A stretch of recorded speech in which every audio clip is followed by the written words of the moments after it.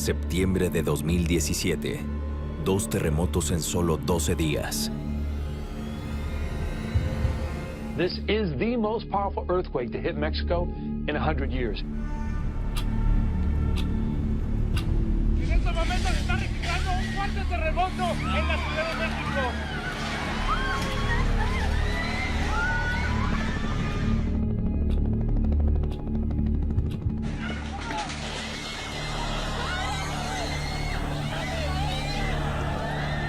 ¿Cuántas personas se habla que estén atrapadas? Ahorita 3. 3 personas por lo pronto. Caballero.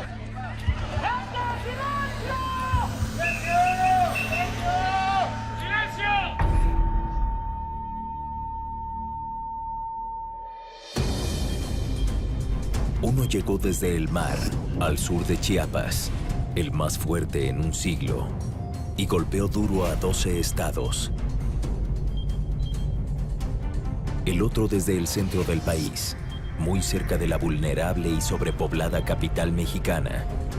¡Por favor, vengan para allá! Personas planeando sus vidas y protagonizando tragedias. Ordenamos la salida de bomberos, de ambulancias, todos los cuerpos de seguridad en alerta, el sobrevuelo de otros 4 helicópteros para cumplir con los protocolos, y le instruí al piloto que termináramos el sobrevuelo y fuéramos al C5. Ese es el protocolo. Había que estar en el C5, que es el centro de comando de la Ciudad de México. Pero, ¿es inevitable que cientos mueran y que los edificios caigan? La gran urbe y sus millones de habitantes. Pocos metros debajo de sus pies, solo hay fango. Lo que sería el antiguo lago de Texcoco, ahí se tiene una capa de sedimentos muy gruesa, la cual es la que amplifica las ondas a su llegada. Vivimos en una ciudad sísmica totalmente porque era un lago y porque este lago hoy se ha deshidratado y lo hemos vuelto una ciudad con mayores riesgos. El Códice Boturini cuenta la travesía de unos 260 años que hicieron los mexicas en busca de la señal que les había dado su dios, Huitzilopochtli. Un águila posada sobre un nopal. Y la encontraron, solo que en un pequeño islote en medio de una enorme cuenca de lagos. Ahí tenían que fundar una ciudad esplendorosa. Era el año 1325, siglo XIV. Así nació el gran imperio azteca. No taparon los lagos ni lucharon contra ellos. Los hicieron sus aliados. Pronto la gran Tenochtitlan ya estaba conectada. El vecino Tlaltelolco y sitios más alejados, Tepeyac, Tlalnepantla, Azcapotzalco, Chapultepec, Mixcoac, Iztapalapa y Culhuacán. La vida no era fácil. Debían dominar a sus conquistados, mantener el imperio y luchar contra las catastróficas inundaciones. 1475, siglo XV, 7 de abril, poco antes de las 4 de la tarde. Reconstruyendo la historia, los sismólogos calculan que tuvo que ser un terremoto de magnitud mayor a 8. Los anales de Tlatelolco son la relación histórica más antigua en lengua náhuatl. Hubo un terremoto y la tierra se agrietó y las chinampas se derrumbaron. Y la gente se alquilaba a otra a causa del hambre. Cuenta que los cerros se desgajaron, se hundieron las cumbres, aplastaron las casas y en varias partes la tierra se abrió. Tenemos testimonios de diferentes sismos fuertes, están fechados inclusive con el año 1 Pedernal, con el año 1 Caña, en fin, hay glifos muy interesantes que están en algunos museos del extranjero y algunos en México. Los aztecas relacionaban los terremotos con 3 deidades distintas. Los antiguos mayas creían que una serpiente multicolor, ofendida por las peleas de los hombres, se fue a vivir al centro de la tierra. Cuando se mueve, su cuerpo sacude la superficie. Los conquistadores españoles tuvieron una idea muy distinta de qué hacer con la gran ciudad. La enterraron y sobre ella fundaron otra, y se olvidaron de que ahí abajo, además de vestigios históricos, lo que tiene que haber, dice la madre naturaleza, es mucha agua. Cuando temblaba también lo anotaban. Tal día, tal hora, comenzó un temblor de tierra, hablaban ellos de la duración en credos. Hay varios sitios que dicen el sismo duró 3 credos. Y así fue creciendo la ciudad actual.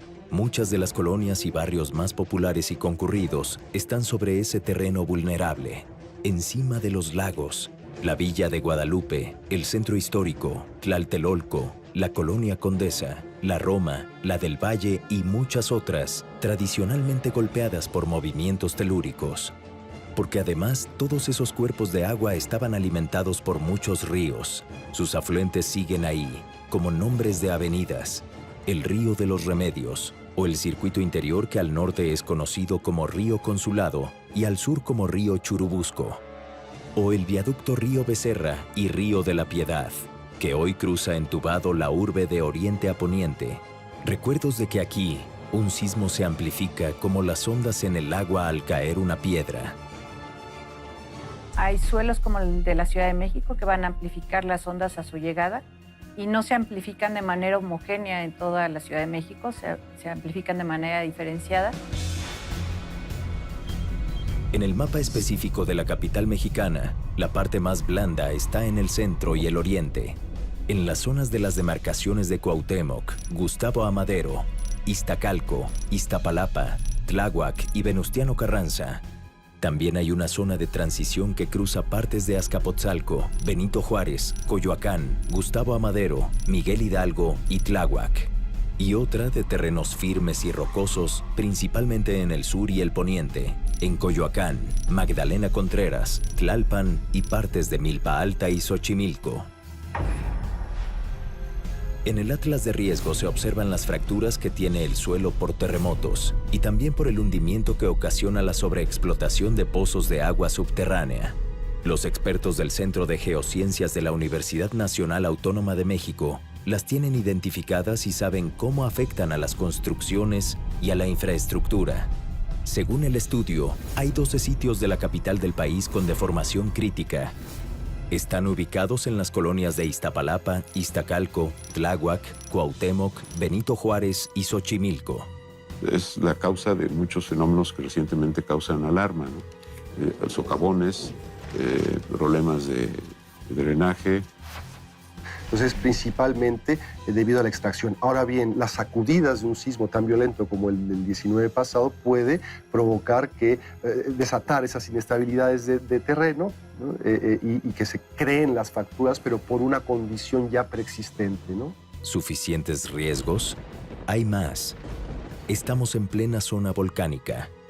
Obviamente puede ocurrir de que el movimiento del suelo acelere procesos de fracturamiento de rocas, de liberación de gases, como el conocido efecto de la botella de Coca-Cola.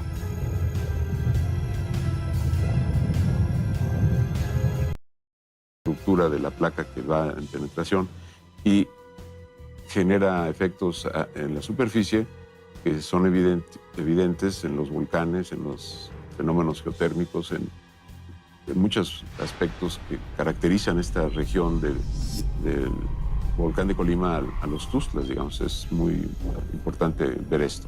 Tenemos el Popocatépetl a 60 kilómetros de distancia, pero dentro de los límites de la ciudad. Tenemos, y sobre todo en esta zona sur, 140 volcanes extintos.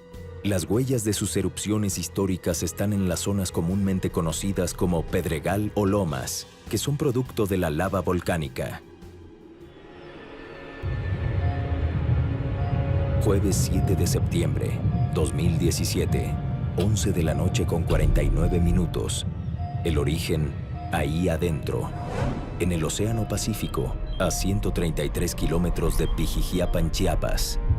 Pero golpeo duro, implacable, a 12 estados del sureste mexicano, en tierra firme, ahí donde vive y muere la gente. 8.2 grados. Y esto lo convierte en el sismo de mayor magnitud que se haya registrado en nuestro país, al menos en los últimos 100 años.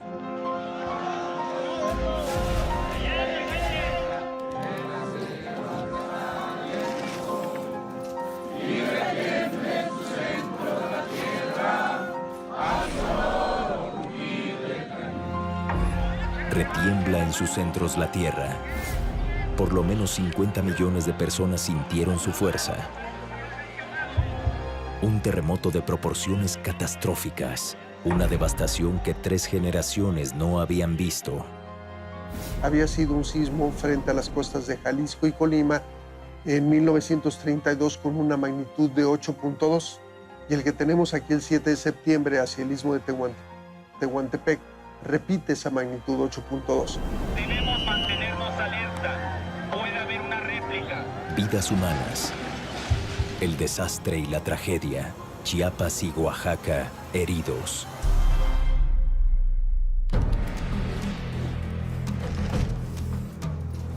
Pasaron solo 12 días. Nuevo golpe, esta vez en el centro del país. Martes 19, 1 de la tarde con 14 minutos, magnitud 7.1. Epicentro, 12 kilómetros al sureste de Azochiapan, Morelos, en los límites con Puebla, a solo 120 kilómetros de la muy vulnerable y poblada capital mexicana. Cientos murieron, miles lo perdieron todo. Millones revivieron la amargura de saberse habitantes de un lugar donde los terremotos pueden suceder en cualquier momento.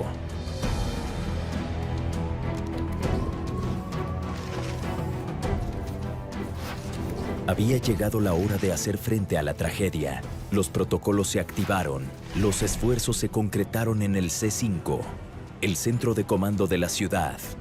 Desde ahí se comandan los planes de contingencia.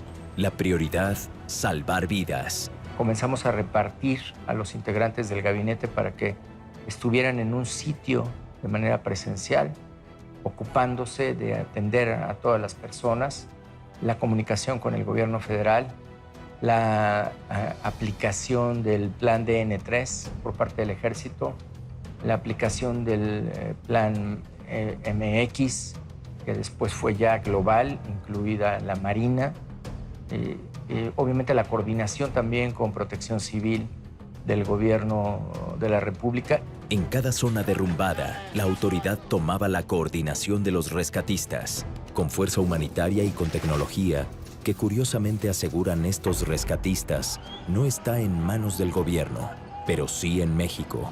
Las sondas son capaces de llegar a las entrañas del colapso, donde un rescatista no puede. En estos sismos, los binomios caninos hicieron una gran diferencia. El olfato de un perro es 1000 veces más sensible que el de una persona, pero además es su manera de percibir el mundo que le rodea. Es por ello que, bien entrenado, puede ser la diferencia entre perder o salvar una vida. Cuando se vuelve uno con el corazón de su compañero humano, los resultados suelen verse como milagros.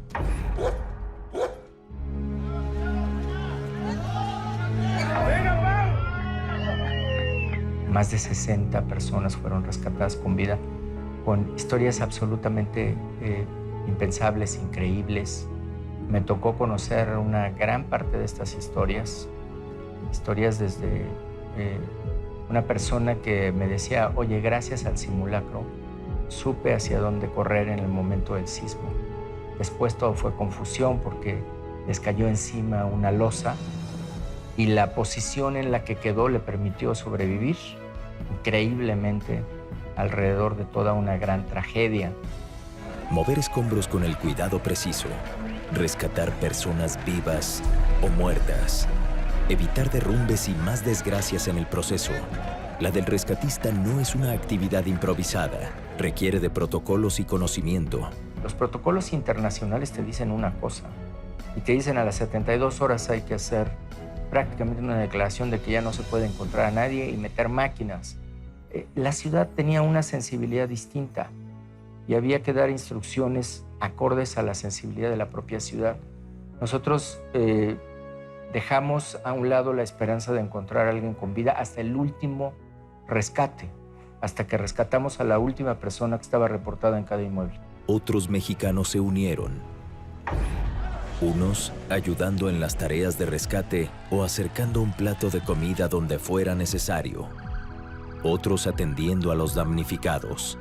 Enfermeras y médicos que no abandonaron al niño o al joven o al adulto que estaba en cirugía en el momento del sismo y que si lo abandonaban iba a perder la vida. Tranquilos, tranquilos. Dame una protegida.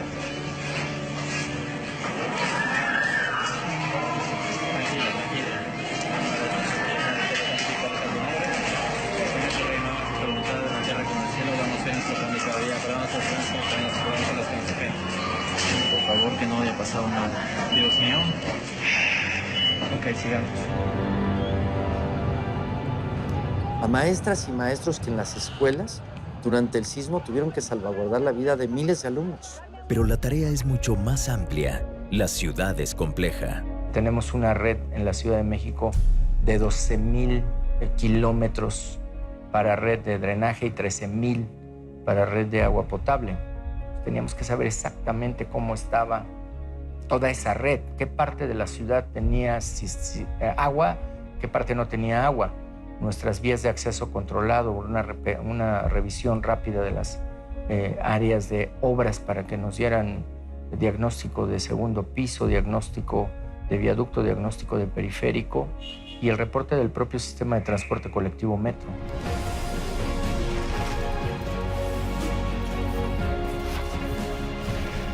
En esta tragedia, México recibió el apoyo y la solidaridad de 24 naciones, algunas cercanas y otras no tanto.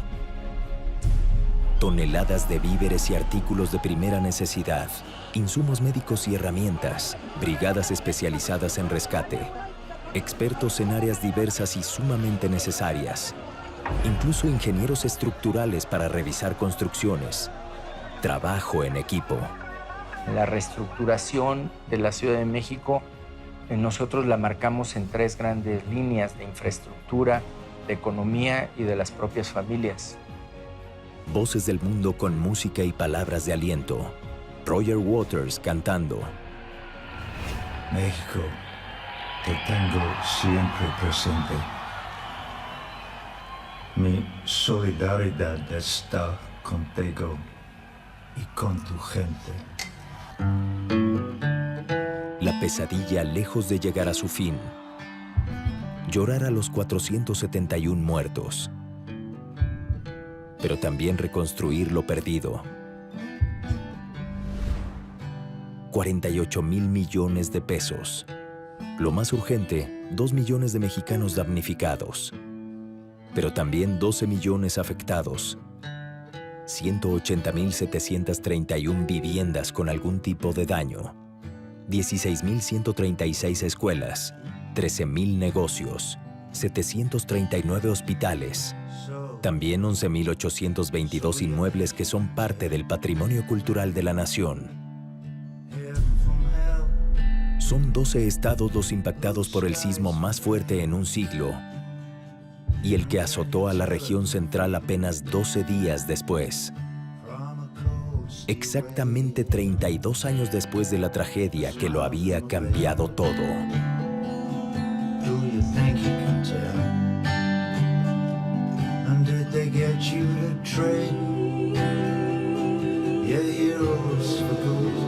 Teníamos en la reserva nosotros la disposición inmediata de 3,000 millones.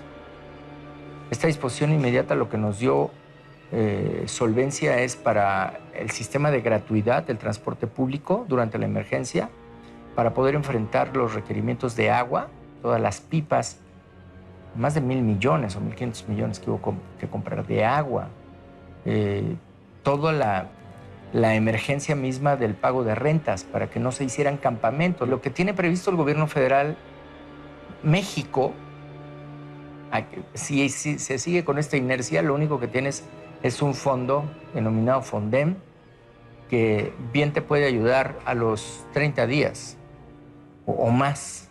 Y la verdad es que es una ayuda marginal.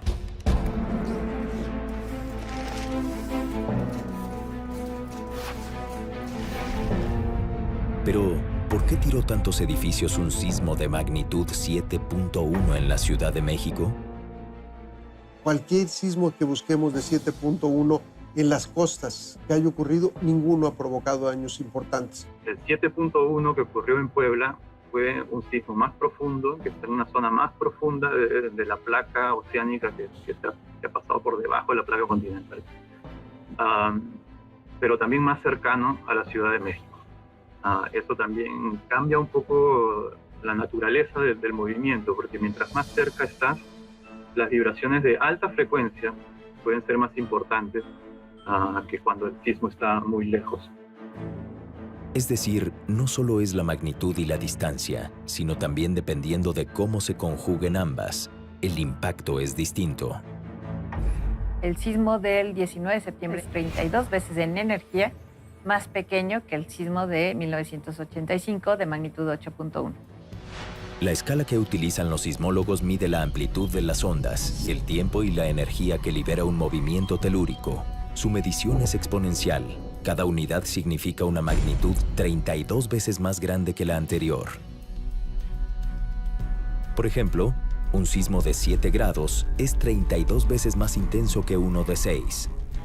El de 8 grados es 32 veces mayor al de 7 y por lo tanto 1024 veces más poderoso que el de 6 grados. Y así sucesivamente, así que un terremoto mucho más desastroso es posible. El edificio Nuevo León se desplomó por el terremoto. Por razones de seguridad, no podemos acercar el helicóptero. Tras el 19S de 1985, por décadas únicamente supimos que las víctimas se contaron por miles, pero no la cifra exacta. 30 años más tarde, el registro civil hizo un recuento meticuloso. Quienes murieron por politraumatismo, aplastamiento, asfixia y otras causas asociadas con certificado de defunción o cuerpos enviados a fosas comunes, sumaron la cifra oficial de 12.843 personas. Tras el 19S de 2017, 369 personas perdieron la vida, 228 de ellas en la capital mexicana, 73 en Morelos, 45 en Puebla, 15 en el Estado de México, 6 en Guerrero y 1 en Oaxaca. En el sismo más intenso en el último siglo, solo 12 días atrás, en Oaxaca hubo 76 muertos, 16 en Chiapas y 4 en Tabasco. Hay diferencia. Comparativamente con otros sismos de esta misma intensidad en cualquier país del mundo, hubiera multiplicado por muchos miles. La gente sí supo qué hacer.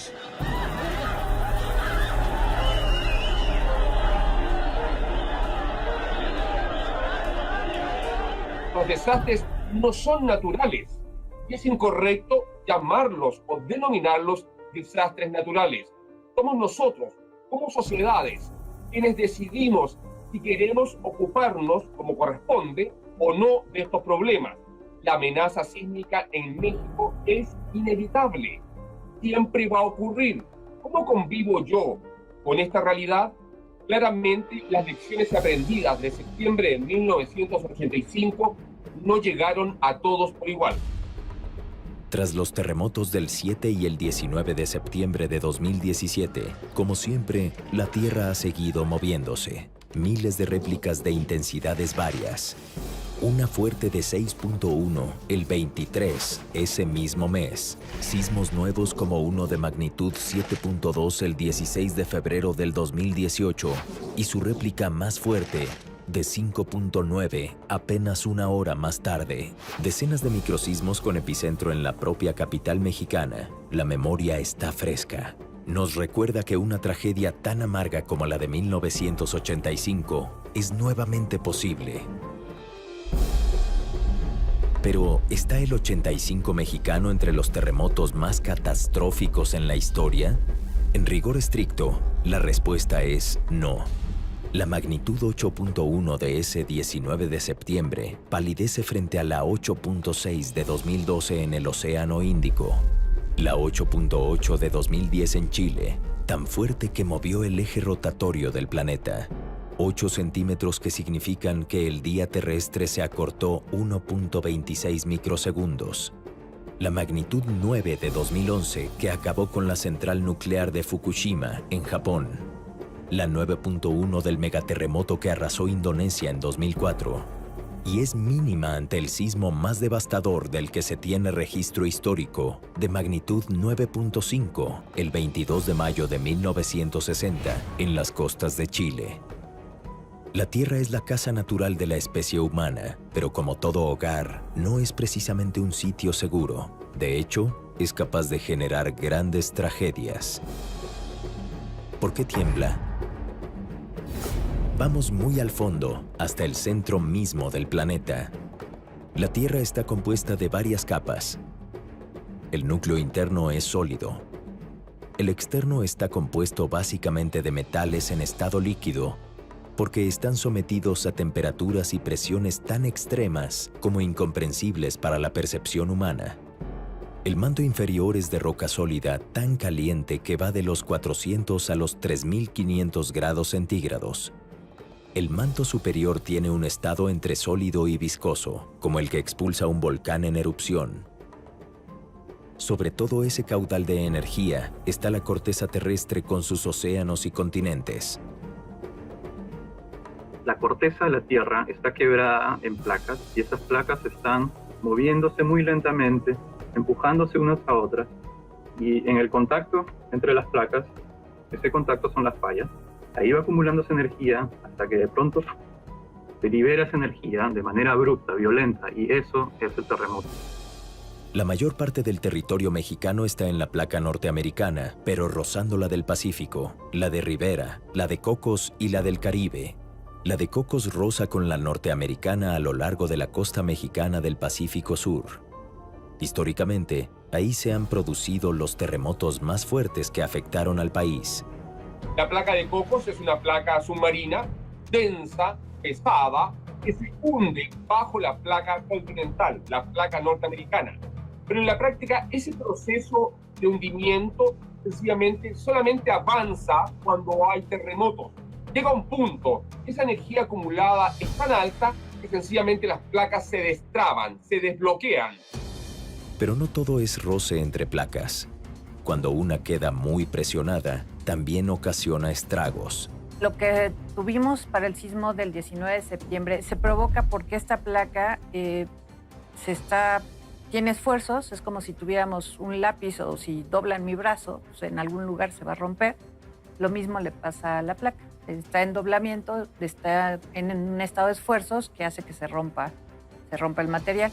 Los científicos llevan muchas décadas registrando el epicentro y la magnitud cada sismo, desde los más pequeños hasta los más desastrosos, los que se producen entre una placa y otra, y los que suceden dentro de una, como los del de septiembre de 2017.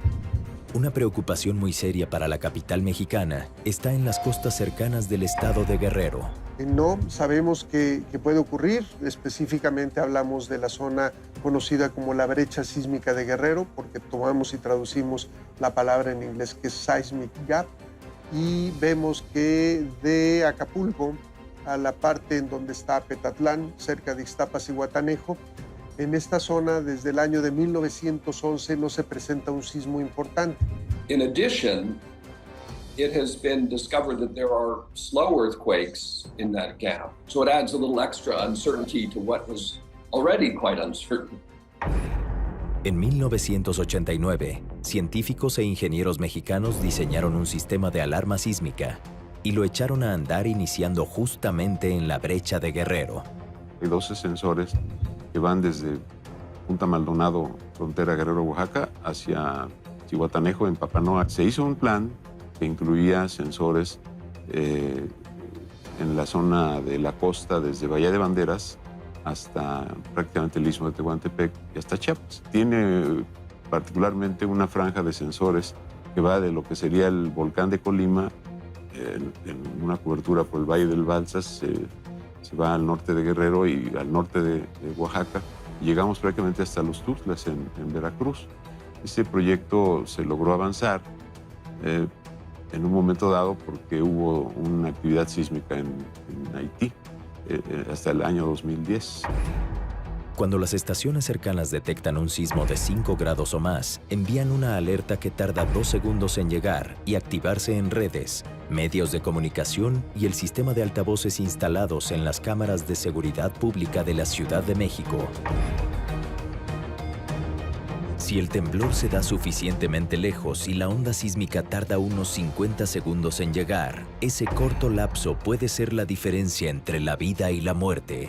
Una estación sismológica de primer orden puede estar cerca de $1,5 millones de pesos. Este sistema de alertamiento tiene en 100 sensores distribuidos en un territorio muy grande, haciendo un sistema ideal como el que se ha proyectado desde 1999. Debemos de llegar con sensores, son 60 más todavía, se deben de poner en Chiapas, se deben poner en Tabasco, en Veracruz, se debe de poner un refuerzo de sensores en las costas, en las regiones costeras de Oaxaca, de Guerrero y de Michoacán. Si se necesitan al menos 60 estaciones sismológicas más, su costo es de 90 millones de pesos, una cantidad pequeña comparada con el tamaño del presupuesto federal y necesaria para salvar miles de vidas. En marzo de 2018, fue anunciada la colocación de nuevos sensores. Si ya se sabía que eran necesarios, ¿por qué no se había hecho antes? Otro elemento de información que es muy importante es que ahora, modernamente, podemos medir la deformación de la corteza gracias a GPS y a observaciones satelitales. Y eso ayuda mucho porque sabemos a qué velocidad se está acumulando la energía. En tierra tenemos una red también muy amplia de GPS, digamos diferenciales, ya más convencionales, pero de alta precisión. Amplia, muy amplia, estamos hablando de más de 40 GPS en total, entre los que aportó Japón más los que aporta México. Y sismómetros también del orden de unos 20 sensores en total en la región. Es una red geodésica, es decir, que considera la curvatura de la Tierra y las irregularidades del terreno. También es anfibia, o sea que la medición se da en el fondo del mar y en la superficie terrestre. En el océano tenemos 7 sismómetros de fondo oceánico y tenemos 7 estaciones geodésicas que en realidad suponen más sensores, porque son arreglos de estaciones que instalamos en el fondo del mar para poder hacer una misma medición. Estamos hablando del orden de unos 15 instrumentos, lo que llamamos transpondedores oceánicos, que nos permiten medir la deformación vertical del continente, más la deformación horizontal, con estas mediciones de GPS acústicos sin precedente, decía yo, en México, y en muy pocos lugares del mundo se ha hecho como lo hicimos aquí. La ciencia busca una precisión tal que pueda detectarse la deformación más mínima en las placas tectónicas que desatan los sismos. Es una búsqueda obsesiva por lograr que la Tierra avise antes de sacudirse. Tras el terremoto de 8.1 grados del 19 de septiembre de 1985 y su réplica de 7.9 al día siguiente, la capital mexicana ya no volvió a ser la misma. Ahora hay una red acelerográfica monitoreando el comportamiento del subsuelo en los 3 tipos de zonas. La aceleración es un parámetro muy útil para poder hacer investigación. Durante el sismo de la noche del 7 de septiembre de 2017, los acelerógrafos mostraron intensidades de fuertes a muy fuertes, sobre todo en las zonas de suelo blando y el de transición. Durante el de la tarde del 19 de ese mismo mes, mostraron intensidades muy fuertes incluso en suelo firme y severas en suelos blandos y de transición. La observación de la Tierra desde el cielo también es muy útil. Hoy se mide con mucha precisión la subsidencia a través de satélite para de ahí desprender los criterios de construcción que hagan que el edificio que ahí se edifique eventualmente no sea vulnerable ante las sacudidas de ese lugar específico. Fue precisamente utilizando mediciones satelitales, como las doctoras Alejandra López Caloca y Elvia Martínez Viveros, del Centro de Investigación en Ciencias de Información Geoespacial, descubrieron que tan solo en aquel tremendo septiembre de 2017, la Ciudad de México se hundió en promedio 25 centímetros. Hay reglamentos de construcción, normas de diseño de la infraestructura que evolucionan, sistemas de supervisión. ¿Es inevitable que un terremoto cobre vidas y derrumbe edificios? Le pedimos al Procurador General del Distrito Federal que iniciara carpetas de investigación. ¿Por qué? Porque vemos que el reglamento, quien lo respetó, los edificios no colapsaron. Que colapsaron aquellos edificios que tuvieron una modificación fuera del reglamento, que tuvieron un sobrepeso. De los edificios caídos en la capital mexicana, el 10% eran posteriores a 1985. Incluso algunos nuevos, es decir, construidos bajo un reglamento de construcciones modernizado, técnicas específicas, resistencia de materiales, supervisión de un director responsable de obra, en teoría debidamente acreditado.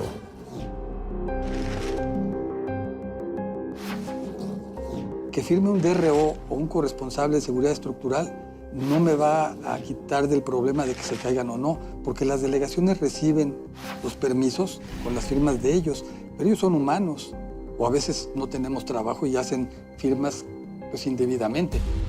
Yo te diría, ahí murieron 19 niños y 7 adultos no.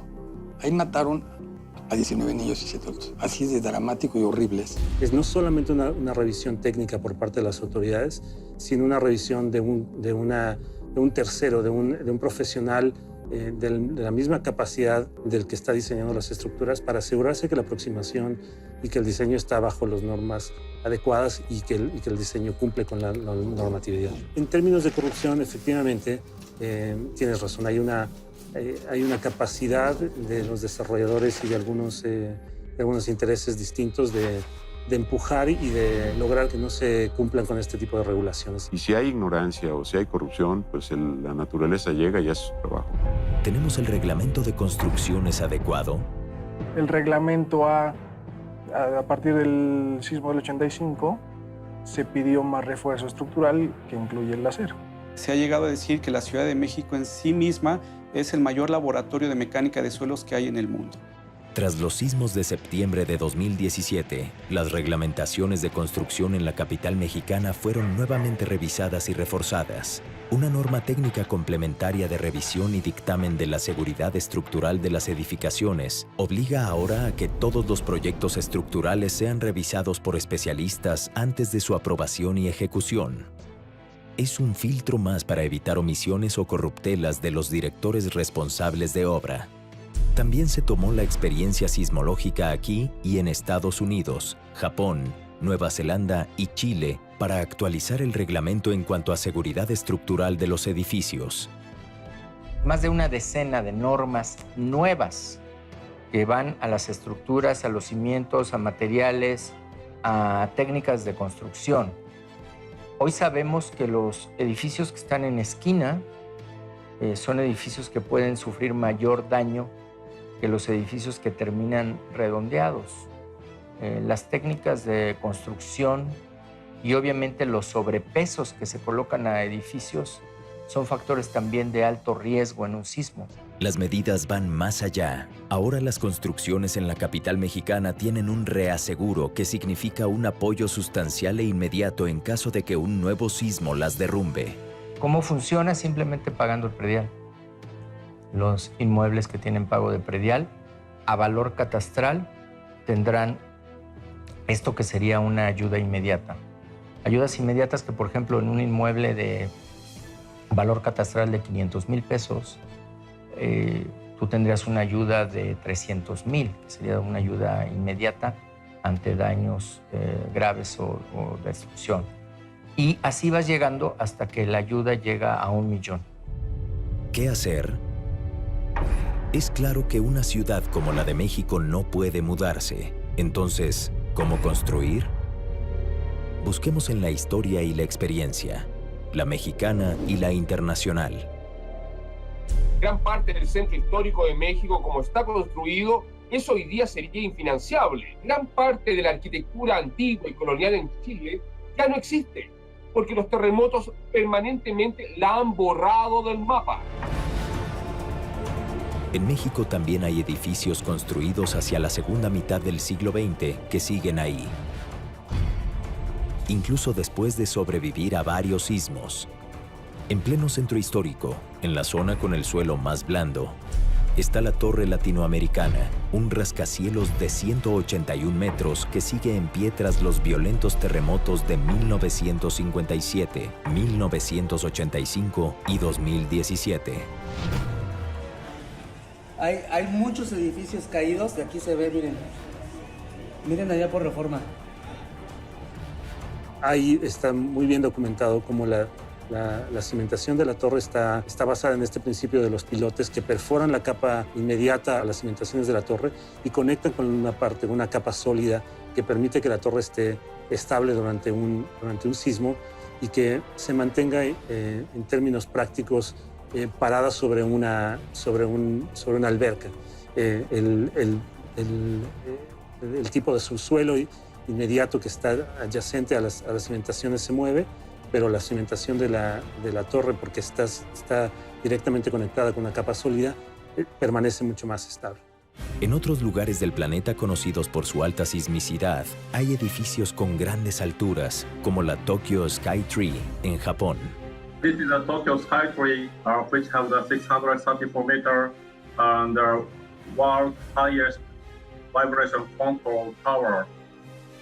This is located in the center of Tokyo. The RC crusher reaching from the bottom to this part of the tower, 375 meters. This is showing that the movement during the earthquake or wind. So that this is the position of the original. Center part here, this is the RC part, surrounded by the steel structure. And RC and the steel structures connected with the damper at several levels. Básicamente, el diseño de esos edificios consiste en balancearse con el movimiento de un sismo o amortiguarlo. En términos de estrategia, existen básicamente dos principios alrededor del diseño estructural. Uno es separar la base y las cimentaciones del edificio de la superestructura de alguna manera por algún tipo de roller o de absorbente o de algún material que permite esa separación y que se convierta esa unión en una unión que empieza a disipar la energía generada por un sismo. Y la otra aproximación es esta de crear estructuras que tengan elementos que van a amortiguar y van a disipar esa energía que se genera durante un sismo y que se impone sobre las estructuras. Las soluciones antisísmicas que se aplican a la construcción de rascacielos no siempre son viables para edificios medianos o pequeños porque un sismo les afecta de manera distinta. Estos dos tipos de ondas afectan diferentemente a los edificios. Las bajas frecuencias afectan a los edificios altos y las altas frecuencias a las casas y los edificios cortos. Entre los especialistas, el acuerdo es general. Para edificios no tan altos, la solución es más simple. Si tú revisas el diseño estructural que se hace en otras partes del mundo, sobre todo en los países desarrollados donde existen condiciones sismológicas parecidas a las nuestras, las estructuras tienden a ser mucho más dúctiles, mucho más ligeras, mucho más flexibles. En muros divisores no usan mampostería, usan puros muros prefabricados, usan tabla roca, usan sintéticos no flamables que hacen el edificio muy ligero. En China están usando mucho bambú para todo lo que es el andamiaje. Está comprobado que es muy flexible y resistente. Una técnica mexicana muy apreciada en el mundo es la tridilosa. Inventada por el ingeniero Eberto Castillo en 1966 y utilizada exitosamente en edificios importantes como el World Trade Center.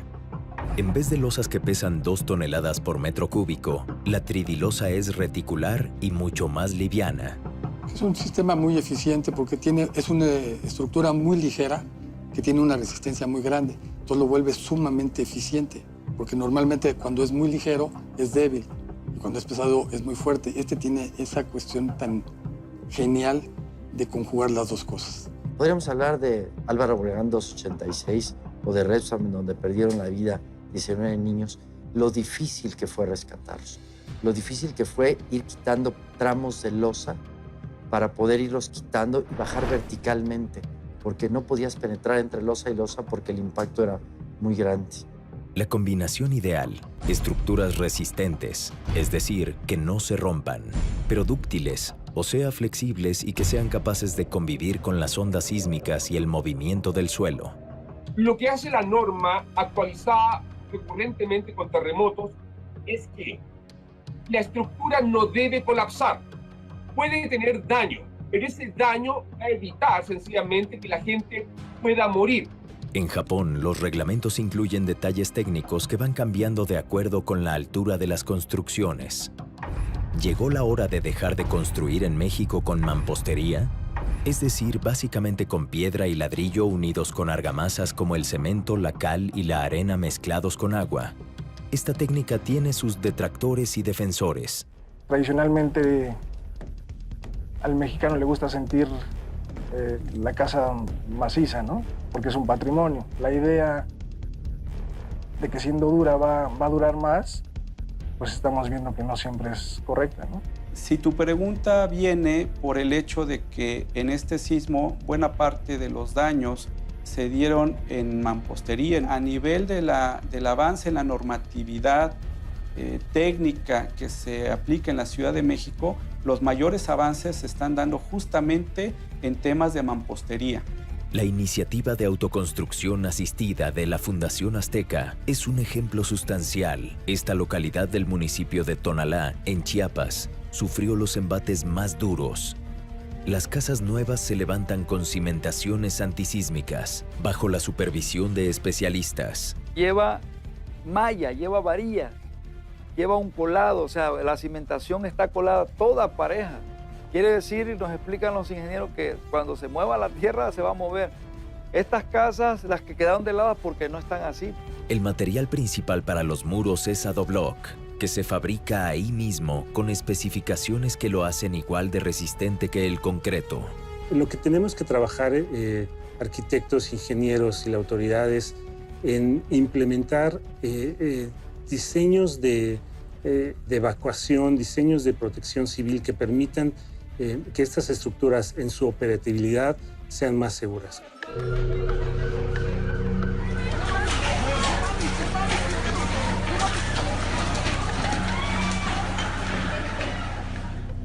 La protección civil también pasa por la educación ciudadana. Estar preparados y hacer caso de los simulacros. Los simulacros no son un juego. Los simulacros son una responsabilidad. En los terremotos de septiembre de 2017 en México, los servicios estratégicos funcionaron.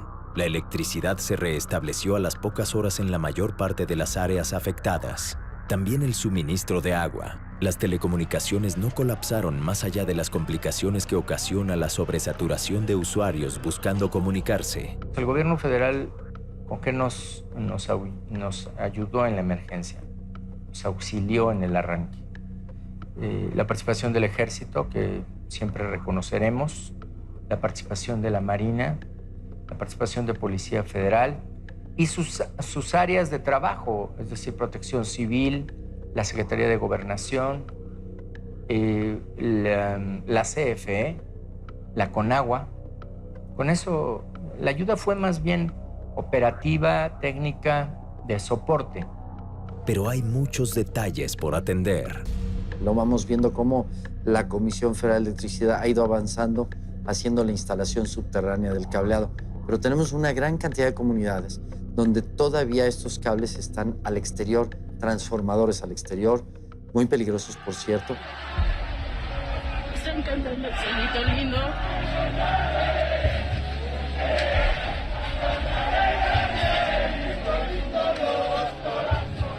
En México, la tierra tiembla. Y cada vez que lo hace, despierta el sentido común. Estremece a las autoridades responsables de salvaguardar vidas. Hace vibrar el civismo ciudadano.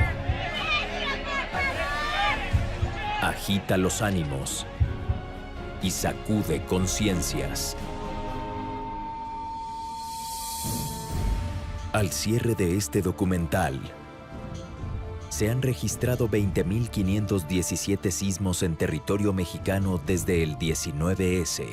13.845 se originaron en Oaxaca con magnitud de 1.5 a 7.2. 3.727 de ellos en las cercanías de Pinotepa Nacional. En Chiapas se registraron 3.359 con magnitudes de 2.7 a 5.8. En Guerrero hubo 1.505 movimientos telúricos con magnitudes de 1.5 a 5.1, 452 de ellos en las cercanías de Ometepec. En la Ciudad de México se originaron 17 sismos con magnitudes de 1.2 a 2.6. Tuvieron epicentro en las delegaciones Benito Juárez, Coyoacán, Coajimalpa, Tlalpan y Venustiano Carranza. En Morelos se registraron 62 con magnitudes de 2.8 a 7.1, sismo que se originó a solo 123 kilómetros de la Ciudad de México, donde derrumbó 40 edificios. En Baja California hubo 225 movimientos telúricos con magnitudes de 2.2 a 4.5. En esta zona se ubica la falla de San Andrés, el límite tectónico entre la placa norteamericana y la placa del Pacífico. Nuevo León registró 7 sismos, Coahuila 5 y Chihuahua 4 sismos con magnitudes de 3.1 a 4.2.